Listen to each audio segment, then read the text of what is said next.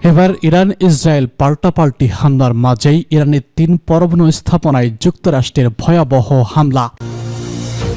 এদিকে ভয়াবহ পরিণতির বিষয়ে আবারও যুক্তরাষ্ট্রকে ইরানের হুঁশিয়ারি।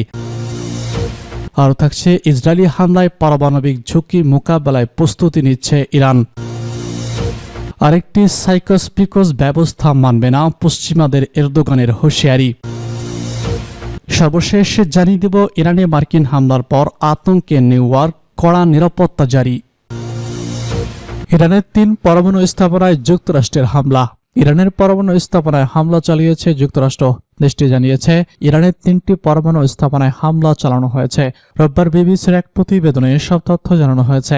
মার্কিন প্রেসিডেন্ট ডোনাল্ড ট্রাম্প জানান, ইরানের 3টি পরমাণু স্থাপনায় হামলা চালিয়েছে যুক্তরাষ্ট্র। এগুলো হলো ফর্দো, নাতানজ এবং ইস্পাহান। তথ্য ন্যাশনাল এক বার্তায় ট্রাম্প লিখেছেন, আমরা ইরানের 3টি পারমাণবিক স্থাপনা ফর্দো, নাতান এবং ইস্পাহানে আমাদের অত্যন্ত সফল হামলা সম্পন্ন করেছি। সব বিমান এখন ইরানের আকাশ সীমার বাইরে রয়েছে। ফর্দো স্থাপনায় পূর্ণ শক্তির বোমা হামলা চালানো হয়েছে এবং সব মার্কিন বিমান এখন যুক্তরাষ্ট্র ফেরার পথে রয়েছে।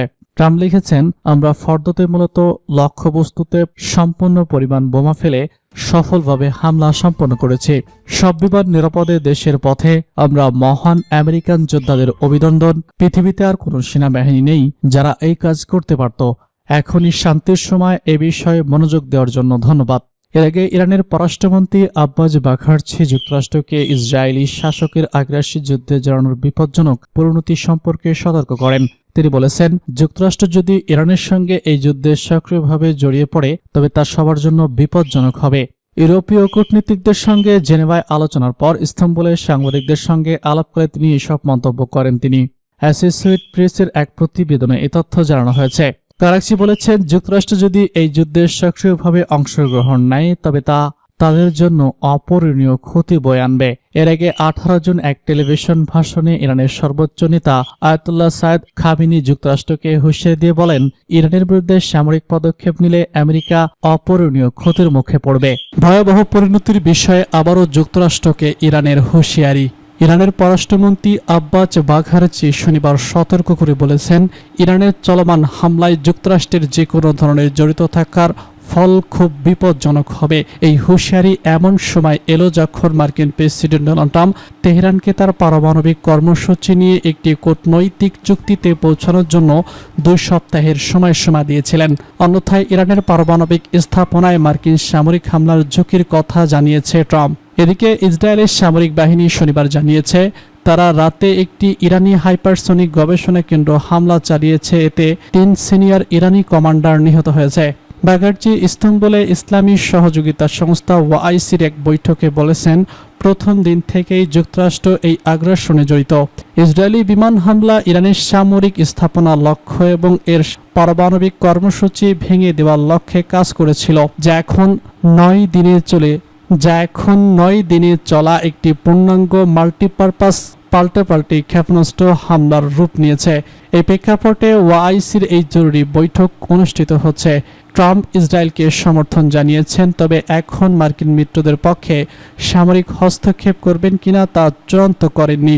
বাঘারজি আরও বলেছেন, পারমাণবিক কর্মসূচির বিষয়ে আলোচনার মাধ্যমে সমাধানের জন্য ইরান এখনও প্রস্তুত। তুরস্কের প্রেসিডেন্ট রিসেপ তাইয়েপ এরদোগানও চলমান সংঘাত নিয়ে মন্তব্য করেন। তিনি ইসরায়েলের প্রধানমন্ত্রী বেনিয়ামিন নেতানিয়াহুকে আঞ্চলিক শান্তির সবথেকে বড় বাধা বলে অভিহিত করেছেন।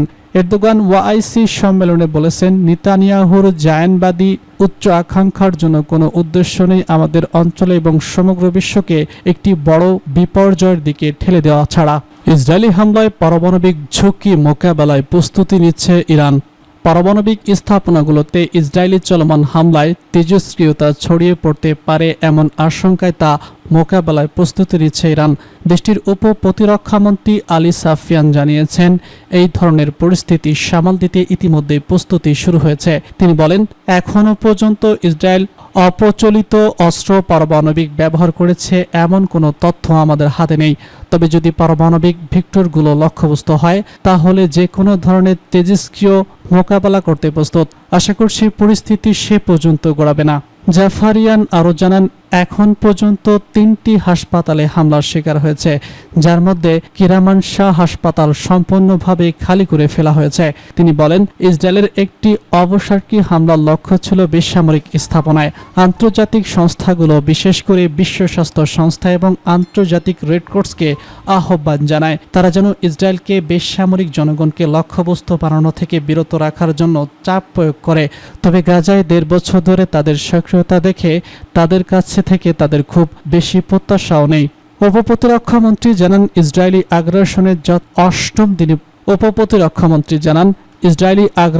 অষ্টম দিনে এ পর্যন্ত অন্তত 430 জন বেসামরিক নাগরিক নিহত হয়েছেন এবং 3500 জনের বেশি আহত হয়েছেন। আরেকটি সাইকোস্পিকট ব্যবস্থা মানবে না পশ্চিমাদের, এরদোগানের হুঁশিয়ারি। তুরস্কের প্রেসিডেন্ট রিসেপ তাইয়েপ এরদোগান মধ্যপ্রাচ্যের নতুন আরেকটি সাইকোস্পিকট ব্যবস্থা গঠনের বিরুদ্ধে কঠোর হুঁশিয়ারি দিয়েছেন।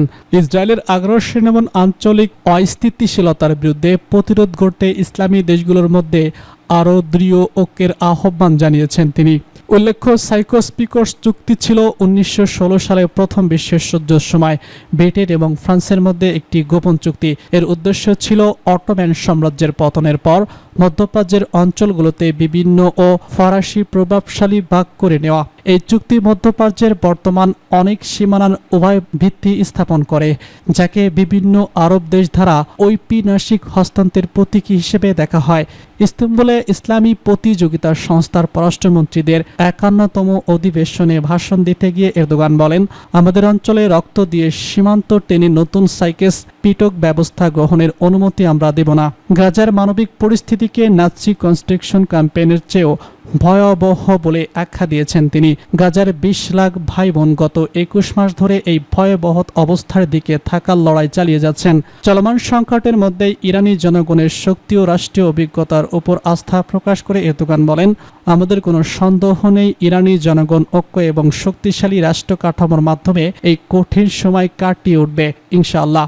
তিনি আরও বলেছেন, শুধু ফিলিস্তিন নয়, সিরিয়া, লিবানন, ইসরায়েলের দস্যুতা বন্ধ করতে ইসলামী দেশগুলোকে আরও দৃঢ় ঐক্য দেখাতে হবে। আইআরজিসিতে সিরিয়ার পূর্ণ অংশগ্রহণকে স্বাগত জানিয়ে এরদোগান বলেন, সিরিয়ার ভৌগোলিক অখণ্ডতা, জাতীয় ঐক্য এবং স্থায়ী স্থিতিশীলতা নিশ্চিত করতে ইসলামী বিশ্বের সবার সহযোগিতা এখন প্রয়োজন। ইরানে মার্কিন হামলার পর আতঙ্কে নিউ ইয়র্ক, কড়া নিরাপত্তা জারি। ইরানে যুক্তরাষ্ট্রের সামরিক হামলার পর বিশ্বজুড়ে উদ্বেগ বাড়ছে। এমন পরিস্থিতিতে new York city police department সতর্কবার্তা হিসেবে শহরের গুরুত্বপূর্ণ এলাকাগুলোতে অতিরিক্ত নিরাপত্তা মোতায়েন করেছে। NYPD এক্স দেওয়া এক পোস্টে জানায়, ইরানের পরিস্থিতি নিবিড়ভাবে পর্যবেক্ষণ করছে। বাড়তি সতর্কবার্তা হিসেবে নিউ ইয়র্ক শহরের ধর্মীয়, সাংস্কৃতিক এবং কূটনৈতিক স্থাপনাগুলোতে অতিরিক্ত নিরাপত্তা বাহিনী মোতায়েন করা হয়েছে। আমরা ফেডারেল সংস্থার সঙ্গেও সমন্বয় করছি। প্রায় 80 লাখ বাসিন্দার এই শহরে কোনো ধরনের প্রভাব পড়তে পারবে কিনা তা পর্যবেক্ষণ করছে পুলিশ। এদিকে ইরানে যুক্তরাষ্ট্রের হামলা নিয়ে গভীর উদ্বেগ প্রকাশ করেছে জাতিসংঘের মহাসচিব অ্যান্তোনিও গুতেরেস। এক বিবৃতিতে তিনি বলেছেন, আজ যুক্তরাষ্ট্র ইরানের বিরুদ্ধে বল প্রয়োগের ঘটনায় আমি গভীরভাবে উদ্বিগ্ন। মধ্যপ্রাচ্যের এমনিতে অস্থির পরিস্থিতিতে এটি একটি বিপজ্জনক নতুন মোড়, যা আন্তর্জাতিক শান্তি ও নিরাপত্তার সরাসরি হুমকি। তিনি বলেছেন, এই সংঘাত দ্রুত নিয়ন্ত্রণের বাইরে চলে যাওয়ার আশঙ্কা করছে। এর পরিণতি ভয়াবহ হতে পারে বলে সাধারণ মানুষ, গোটা অঞ্চল এবং বিশ্বের জন্য। গুতেরেস আহ্বান জানান, সব সদস্য রাষ্ট্র যেন উত্তেজনা কমাতে এগিয়ে আসে এবং জাতিসংঘ সনদ এবং আন্তর্জাতিক আইন মেনে চলে। তিনি সতর্ক করে বলেন, এই সংকট সময়ে বিশৃঙ্খলতার চক্র বন্ধ করার অত্যন্ত গুরুত্বপূর্ণ। এর কোনো সামরিক সমাধান নেই। সামনে এগিয়ে যাওয়া একমাত্র পথ হচ্ছে কূটনীতিক। একমাত্র আশার নাম শান্তি।